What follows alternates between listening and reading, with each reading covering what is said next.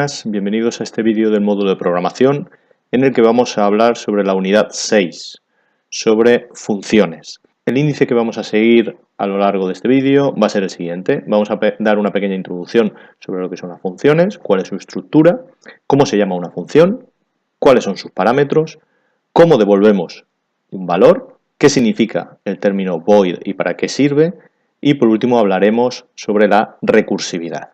En cuanto a lo que son las funciones, básicamente son subprogramas que utilizamos para evitar la repetición de código, ya que van a solucionar un problema o parte de un problema y puede ser que necesitemos ese código a lo largo de nuestro programa. Por lo tanto, evitan esa repetición de código. Más adelante del curso los pasaremos a llamar métodos, pero esto ya lo veremos. ¿Cuáles son sus características? Pues básicamente agrupan código de una idea concreta, es decir, de una parte del problema que queramos resolver. Además, agrupan ese código que necesitaremos varias veces en un problema, como hemos dicho, y eso nos facilitará a no repetir código. Se definen dándoles un nombre que agrupa ese bloque de código que resolverá un determinado problema. Les podremos pasar valores, que al final serán los valores de entrada a la función, y puede ser que devuelva un resultado, es decir, un valor de salida. En cuanto a su estructura, básicamente es la siguiente. Consiste en una cabecera y después en un cuerpo. Básicamente la cabecera contendrá un modificador de función, el tipo devuelto, el nombre de la función y una lista de parámetros de entrada que le pasamos a la función entre paréntesis y separada entre comas. Cada uno de estos parámetros deberá ir precedido por el tipo de dato que sea. Si es un entero, pondremos int, si es un carácter, pondremos char, etc. En cuanto a la modificación de función, por ahora solamente vamos a utilizar el public static y después ya el tipo devuelto. Ahora lo veremos en los ejemplos que realicemos y más adelante, a lo largo del curso, veremos para qué utilizaremos sus modificadores de función. En cuanto al cuerpo de la función, básicamente estará dentro de esas dos llaves que podemos ver.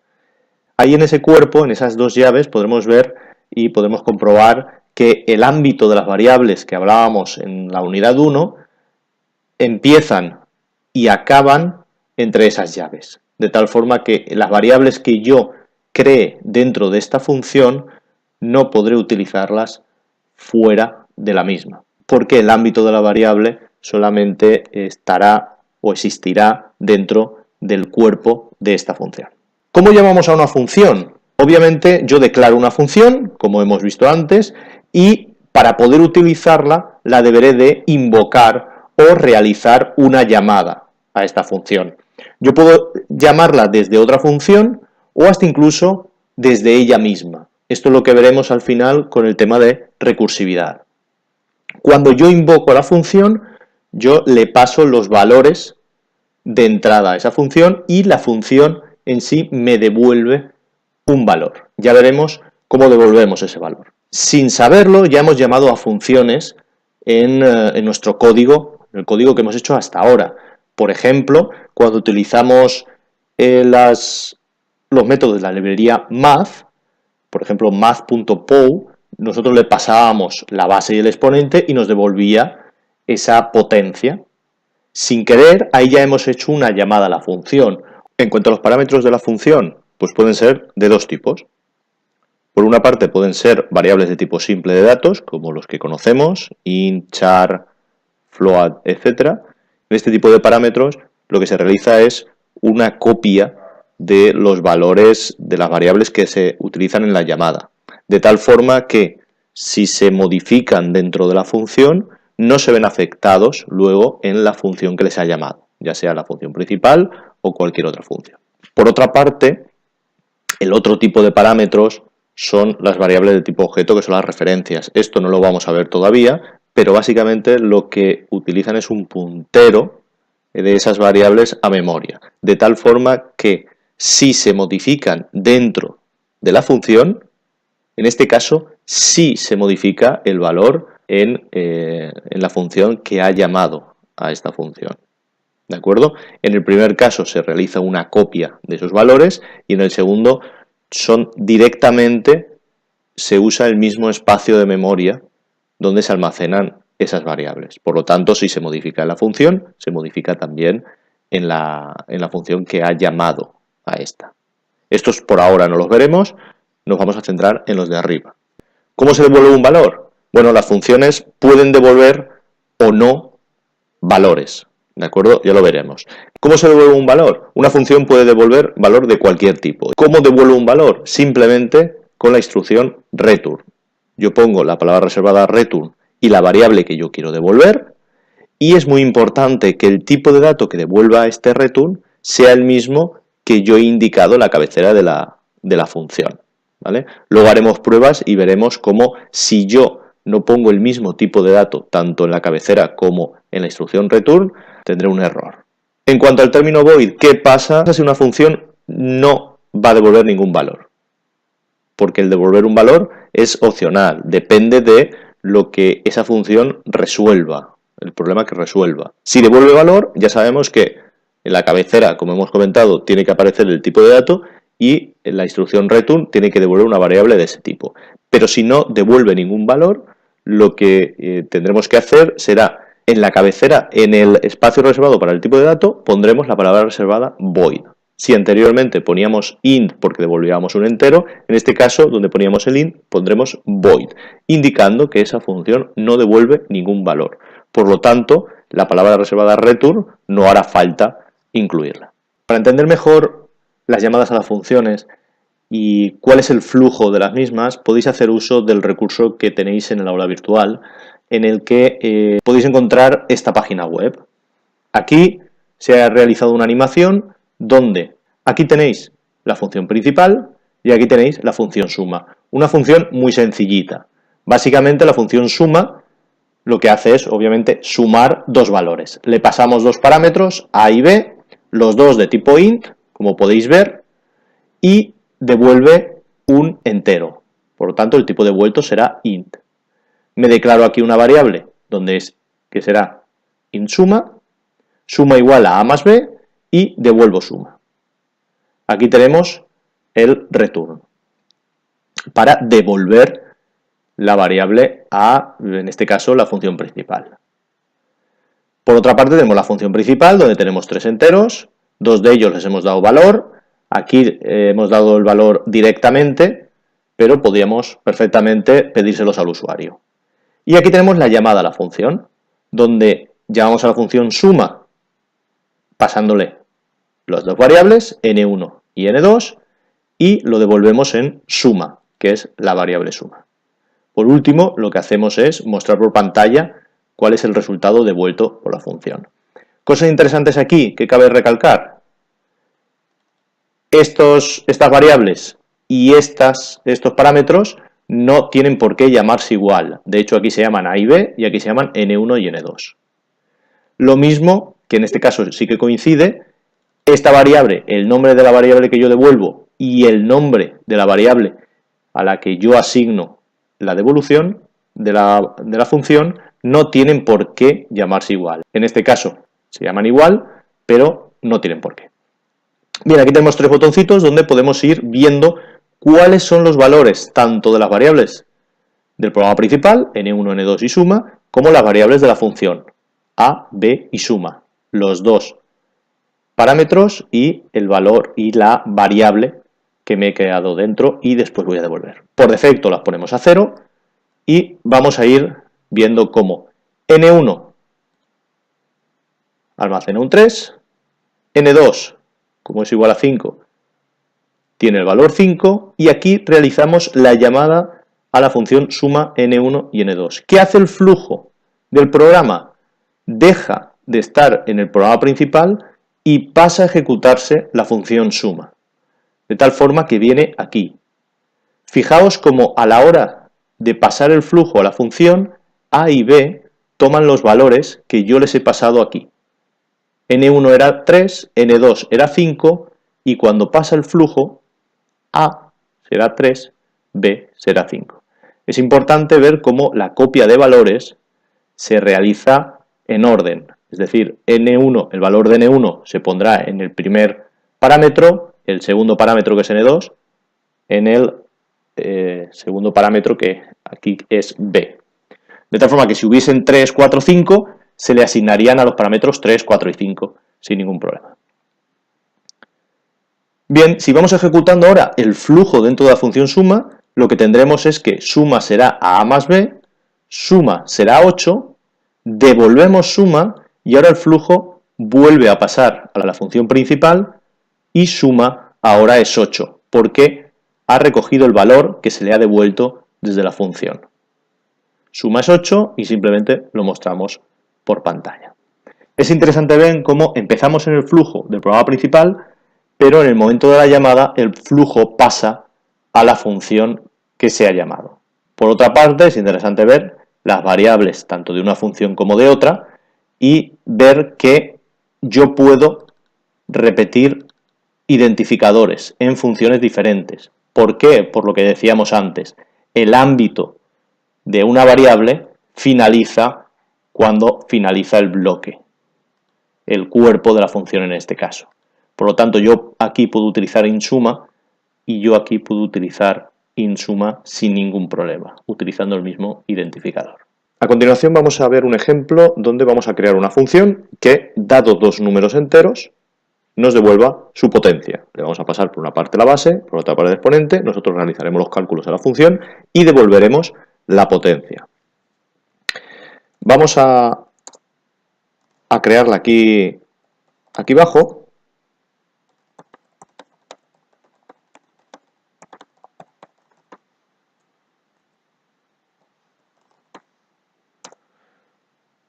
¿De acuerdo? Donde la entrada serán dos números,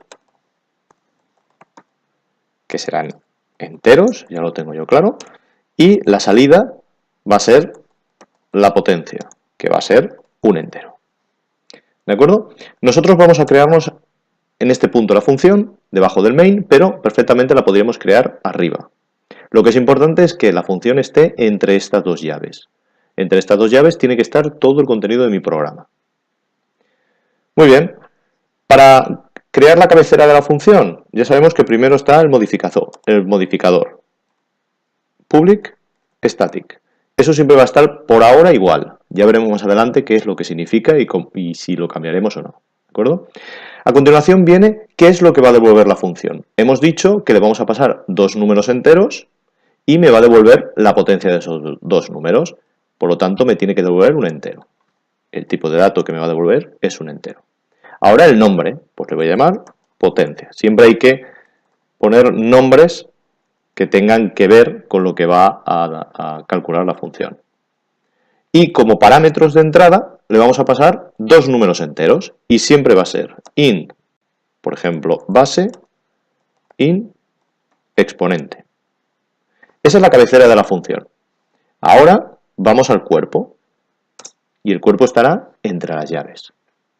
Es importante ver que aunque todos los parámetros sean del mismo tipo, yo no puedo hacer esto. ¿De acuerdo? Esto da error. Así sí que los declaramos. Cuando los declaramos sí que ponemos el tipo de dato y todos los identificadores seguidos, pero en este caso no. ¿De acuerdo? Por cada parámetro yo tengo que poner su tipo de dato. ¿De acuerdo? Esto os aparecerá así en amarillo porque él intenta poner, si añadís estas tags aquí en los comentarios, intenta poner este código en comentarios, pero que son de tipo Javadoc, ¿de acuerdo? Por ahora no le vamos a hacer caso, ¿vale? Aunque no lo marque, no vamos a entrar en ello y no es ningún error, simplemente es una indicación del IDE, así que no os preocupéis. Aquí sí que me da un error porque me está diciendo que falta devolver algo, porque le estoy diciendo aquí que tengo que devolver un entero, ¿de acuerdo? Entonces, vamos a crear nuestro algoritmo. Hasta ahora los algoritmos los hemos creado aquí arriba, en el main. Ahora, cada función se va a encargar de solucionar un problema o una parte del problema. En este caso, el tema de la potencia. Aquí lo que vamos a hacer, como ya sabemos resolverlo, es crear un bucle for donde vamos a ir multiplicando la base tantas veces como nos diga el exponente por sí mismo, ¿de acuerdo? Por lo tanto, ahí tengo el contador que empieza en 0, acaba en el exponente y yo aquí dentro me crearé una variable que sea potencia, donde, la pongo aquí abajo para que se vea claro, la pongo a 1. ¿Por qué? Porque va a ser un productorio. Voy a tener que potencia va a ser igual a potencia por la base. Con este bucle, cuando salga del bucle, en pot yo tendré el resultado de la base elevado al exponente. Es el mismo algoritmo que nosotros veíamos hasta ahora. Ahora, ¿qué es lo que me falta? Simplemente devolverlo. Return pot. ¿De acuerdo? Como vemos ya se ha callado este error y lo que estoy haciendo es, le voy a pasar a esta función dos números enteros, la base y el exponente, va a hacer sus cálculos y ella misma va a devolver el resultado. Importante, si yo aquí declaro que lo que me va a devolver la función es un entero, el return, la variable que yo ponga en el return, tiene que ser tipo entero. Si pongo cualquier otro tipo, entonces me dará un error. Por ejemplo, si yo aquí pongo char, pues me dirá que obviamente no se puede convertir un char o un entero a un char. ¿De acuerdo? Muy bien, ya tenemos nuestra función. Ahora en el programa principal, ¿qué es lo que vamos a hacer? Pues básicamente vamos a pedirle al usuario que nos introduzca la base del exponente, llamaremos a la función potencia y mostraremos su valor. Por lo tanto, creamos mi variable scanner.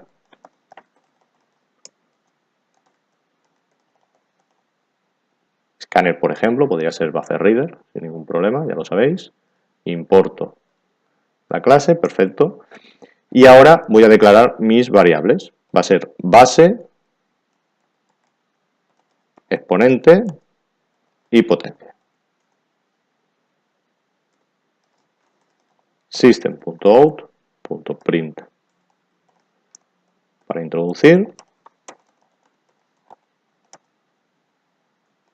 Introduce la base igual a in.nextInt y lo mismo para el exponente.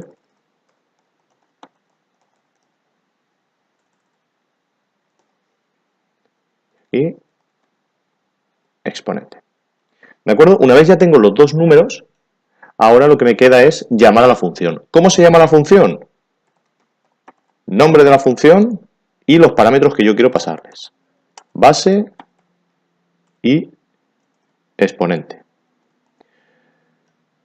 Como la función lo que me devuelve es un valor, lo que tengo que hacer es en mi pot igualarlo a potencia.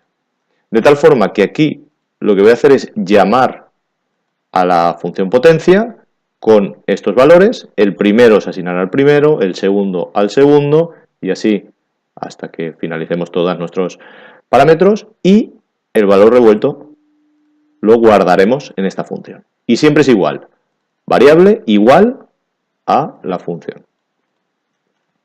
Lo único que me quedaría sería mostrar el resultado.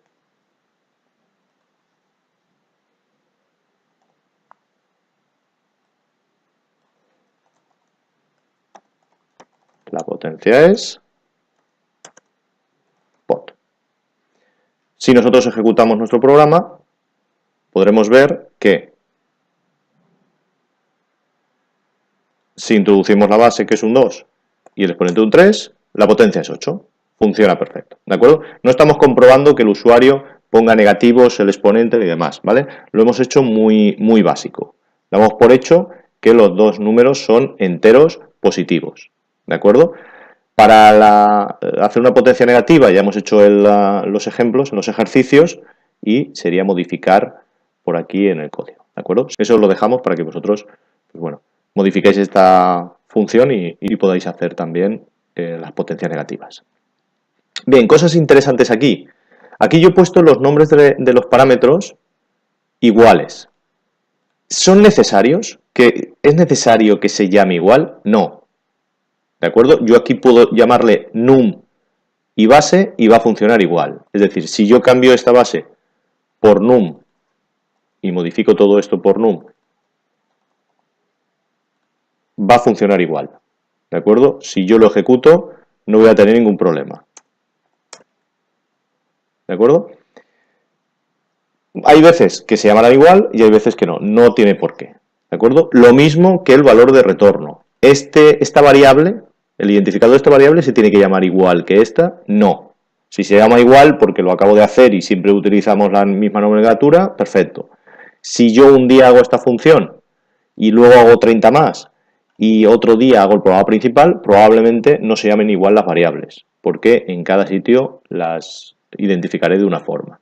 Por lo tanto, no os preocupéis por los nombres. ¿De acuerdo? Perfecto. Esta es una función con parámetros y que devuelve un valor. Bien. Si yo utilizase una función que no devuelva ningún valor, aquí ya sabéis que tendría que utilizar void. Vamos a crear una sencilla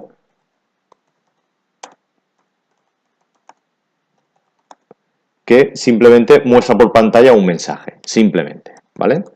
Por ejemplo, mostrar. Y no le vamos a pasar nada, para que veáis, una función que no devuelve nada ni tampoco tiene valores, ¿vale? No tiene parámetros, perdón. Por ejemplo, aquí, básicamente, por ejemplo, mensaje. Esta es una función que no tiene parámetros y no devuelve nada. Por lo tanto, no hace falta que yo ponga el return, ¿de acuerdo? Al ser el tipo de dato devuelto void. ¿Cómo se llama este tipo de función aquí en el programa principal? Pues simplemente nombre de la función, como no tiene parámetros, no incorporamos nada y valor devuelto no tengo, por lo tanto no lo tengo que asignar a ninguna variable, ¿vale? Si yo hiciese esto, me da error. ¿Por qué? Porque pot es un entero y yo aquí no estoy devolviendo ningún entero. No devuelvo nada, por lo tanto me da error. Si yo ejecuto esto, básicamente me calcularía la potencia y luego me mostraría el mensaje. Y el mensaje que sale al llamar esta función. Por último vamos a ver la recursividad. La recursividad es un método para resolver algoritmos que es alternativo a la iteración. La iteración es lo que nosotros hemos visto hasta ahora, que son los bucles. Y lo que vamos a hacer es, en lugar de utilizar un bucle, vamos a utilizar una función recursiva. Y una función recursiva es aquella que se llama a sí misma. No hay ningún bucle y se llama a sí misma, de tal forma que va a emular ese bucle. Tiene dos casos. Por una parte tiene un caso base, que es la condición de parada, de no volver a llamarse a sí misma y salir de la función y devolver el valor que haya calculado. Y por otra parte, tenemos el caso recursivo, que es el caso donde se vuelve a llamar de nuevo a la función.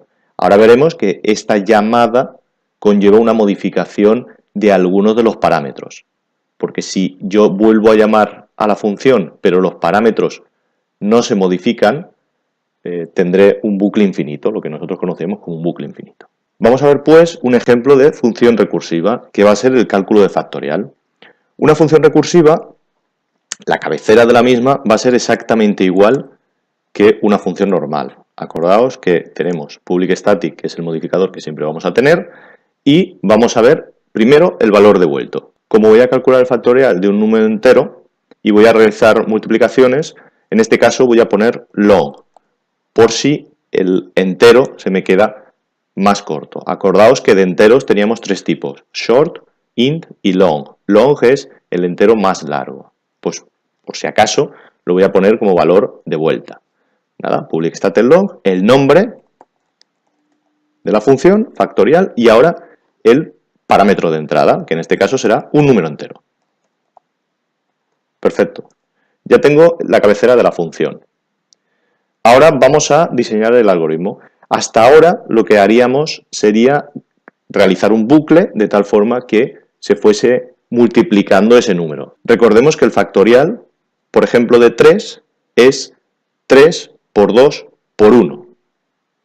¿De acuerdo? De tal forma que en un bucle yo tendré que ir decrementando si empiezo en 3 o aumentando si empiezo en 1 hasta llegar al número máximo o al número mínimo en este caso, pero la gracia de hacerlo en una función recursiva es que nos demos cuenta que 3 factorial es igual a 3 por 2 factorial. De tal forma que en este caso, esto os lo voy a comentar para tenerlo aquí, de tal forma que en este caso el cálculo del factorial de un número es ese número por el cálculo de factorial de un número menos, ¿de acuerdo? Y aquí en este punto es donde entra la recursividad. ¿Por qué? Porque voy a tener el número y lo voy a multiplicar por la llamada a la función de un número menos. ¿De acuerdo? Por lo tanto, voy a tener aquí mi variable factorial, que tiene que ser un log, porque es lo que hemos declarado, y vamos a ver cuál es el caso base y el caso recursivo. El caso base es el momento en que yo voy a dejar de volver a calcular, porque una vez tengo esto, sé que 2 factorial es 2 por 1 factorial. Y yo ya sé que 1 factorial es 1, y si voy más allá, 0 factorial por defecto sabemos que es 1. Por lo tanto, mi condición de parada es que num sea 1. ¿De acuerdo? Por lo tanto, mi caso recursivo será que num sea mayor que 1. Si num es mayor que 1, yo realizaré, ahora veremos qué. Si no, y este es el caso base, diré que en el momento en que num no es mayor que 1, sea 1 o 0, factorial es 1.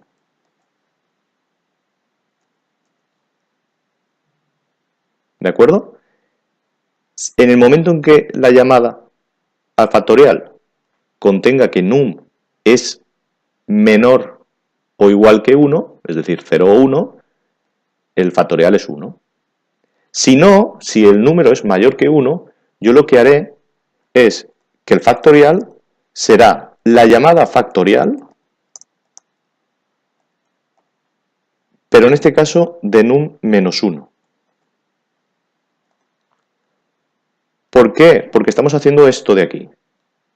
¿De acuerdo?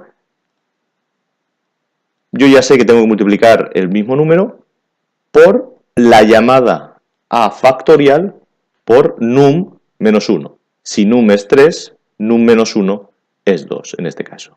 Y una vez haya hecho todas esas llamadas, lo que tengo que hacer es factorial igual a factorial por el número en este caso. Y este sería el caso recursivo. Lo que nos faltaría simplemente sería hacer un return de fac, ¿de acuerdo? De tal forma que vamos a devolverlo. Vamos a repasar otra vez qué es lo que hemos hecho. Hemos seguido este razonamiento. Yo tengo un número, para calcular el factorial de un número, tengo que multiplicar ese número por el cálculo del factorial del número menos 1. Y ahí es donde entra la recursión. Si el número es mayor que 1, es donde yo voy a volver a llamar a la función, pero con un número menos.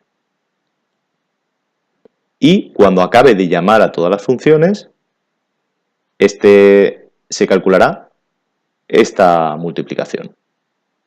Ahora realizaremos la traza e intentaremos entender qué es lo que pasa en cada una de las llamadas. Cuando esto ocurre y llega a su fin, es cuando num empieza a decrementarse en cada una de las llamadas y llega a una llamada donde todo esto es 1, que es el caso base. En ese caso, lo que devolvemos es factorial de 1. Esta sería una función recursiva. ¿Qué es lo que pondría en el main? Pues haría lo de siempre. Le pediría al usuario un número, llamaría simplemente a esta función normal y corriente como una llamada normal y utilizaría el factorial para hacer algún cálculo o lo mostraría por pantalla, depende de lo que nos pidan. A continuación vamos a ver la traza de nuestra función. Como veis, aquí tenemos nuestra función, ¿vale?, que acabamos de crear con la llamada otra vez a la función, el cálculo de la multiplicación y el caso base, ¿de acuerdo? Y aquí arriba tenemos la llamada en nuestro, por ejemplo, nuestra función principal, donde directamente aquí le hemos pasado un 3, pero podríamos haber introducido una variable que el usuario haya introducido por teclado, ¿de acuerdo? Por lo tanto, aquí tenemos la llamada y aquí tenemos lo que es la función en sí. Hemos enumerado con 1, 2, 3 y 4 las instrucciones que nos interesan, ¿vale? Con el 1 está la llamada, primera llamada al factorial desde la función principal. Con el 2, la instrucción que vuelve a llamar a la propia función. Con el 3, la multiplicación. Y con el 4, el caso base, ¿de acuerdo? Y aquí vamos a crear una traza viendo cada una de las variables que se crean dentro de la función y qué valor toman en cada una de las llamadas, ¿de acuerdo? Para empezar, la variable f, que solo existe en el programa principal, al principio no sé lo que vale. Y num y fac, que son las que existen en la función, pues todavía no han aparecido. Si ejecutamos la primera instrucción, tengo que f, todavía no sé lo que vale, porque al final aquí es donde se va a almacenar el resultado devuelto. Num, en la primera llamada, es 3, y fac, pues todavía no sé lo que es, ¿de acuerdo? ¿Cuál es su valor? Como num es mayor que 1, entramos aquí. Entramos en la segunda instrucción, donde, en este caso, num sigue valiendo 3, fac no sé lo que vale, y realizamos una nueva llamada, con lo cual aparece de nuevo dos valores, num y fac, de la nueva llamada, donde num vale 2 y fac todavía no sé lo que vale. Estamos en la siguiente llamada, acordaos, primera llamada, segunda llamada. Como vuelvo a hacer la llamada, num ahora vale 2, 2 es mayor que 1, sí, voy a hacer otra vez la ejecución de la línea 2. Por lo tanto, todos estos valores se quedan igual, pero las nuevas variables que yo tengo en la siguiente llamada, en num y fac, que esta es la tercera llamada, num vale 1 y fac todavía no sé lo que vale. Como num vale 1, en la siguiente llamada no entro en el caso recursivo, entro en el caso base. Como num es 1, fac es 1. Por lo tanto, en esta llamada de aquí entraría en el caso 4, donde todos los valores siguen siendo iguales, salvo que ahora fac es 1. Como fac es 1, esta llamada lo devolverá a la anterior llamada. Por lo tanto, ponemos 2, porque es el retorno a la llamada número 2, fac será 1. ¿Por qué? Porque estamos haciendo que el retorno de este fac lo estamos poniendo aquí, ¿de acuerdo? Entonces ahora sí que puedo pasar dentro de esta llamada a la tercera instrucción, donde fac es igual a fac por número. En este caso, fac será 2. ¿Por qué?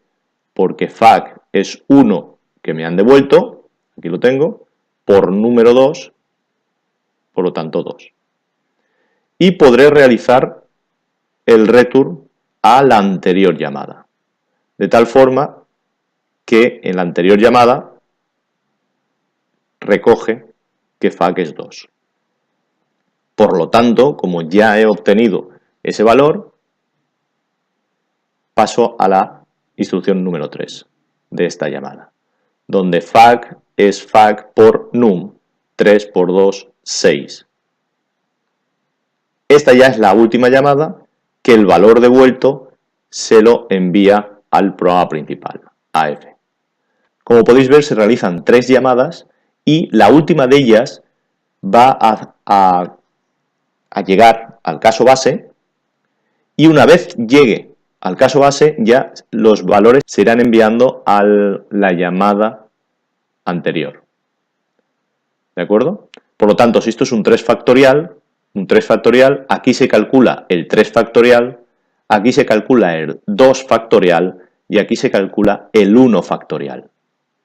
Como 1 factorial es el caso base, la solución que es 1 se devolverá al 2 factorial, que el 2 factorial recoge la solución del 1 factorial y lo multiplica por num, que es 2. Total, resultado 2. Y le vuelve a mandar su resultado para el 3 factorial, que el 3 factorial es 3 por 2 factorial, que es todo esto. Por lo tanto, como ya tiene la solución del 2 factorial, 3 por 2, 6. Como veis, la recursividad se basa en realizar cálculos cada vez menores, cada vez más concretos, hasta llegar al cálculo base, que es lo que se denomina caso base. Cuando llegamos ahí, lo que se realiza es la vuelta atrás, es decir, la devolución de los valores a cada una de las llamadas.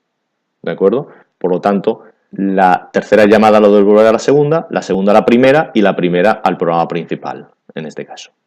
Este es el concepto de recursividad. Y con esto finalizamos esta unidad. Espero que haya quedado más o menos todo claro y nos vemos en el siguiente vídeo. Un saludo.